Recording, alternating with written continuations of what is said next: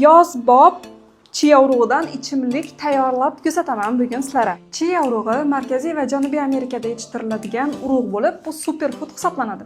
Superfood deyilishiga sabab buni tarkibida omega 3 yog' kislotalari, kletchatka, oksil, kalsiy, magniy, temir moddalariga boy bo'lib hisoblanadi.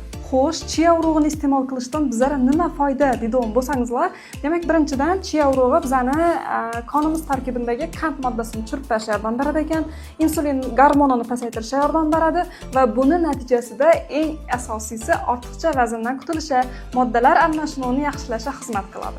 Yoz fasli kelishi bilan ayollarimizda ozishim kerak degan muammo boshlanadi va shu muammoni hal qilishda bizga chia urug'i yaxshigina yordam beradi.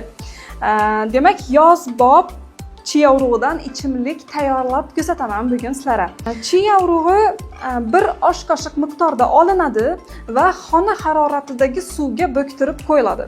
Qaranglar, chia urug'ini xona haroratidagi suvga bo'ktirsak, shundan jelesimon massa hosil bo'ladi va aynan chia urug'ini bizga kerak, ozishda kerakli xususiyati shundan iborat. Ya'ni bu oshqozonimizda shishib, bizga to'qlik hissini berishda yordam beradi. Bir osh qoshiq chia urug'ini shunday qilib xona haroratidagi bir stakan suvda bo'ktirib qo'yganimizda shunday massa demak hosil bo'ldi. Endi biz shuni 1 litr xona haroratidagi suvga solib aralashtiramiz. Va ta'mi yaxshi bo'lishi uchun ozgina limon qo'shishimiz mumkin. Ozgina emas, yarimta limon qo'shamiz.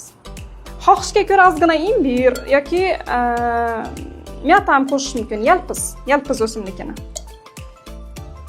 Juda ham bir приятный ichimlik bo'ladi yozda ichish uchun. Chanqoq bosdi va o'z navbatida sizga to'qlik hissini beradi.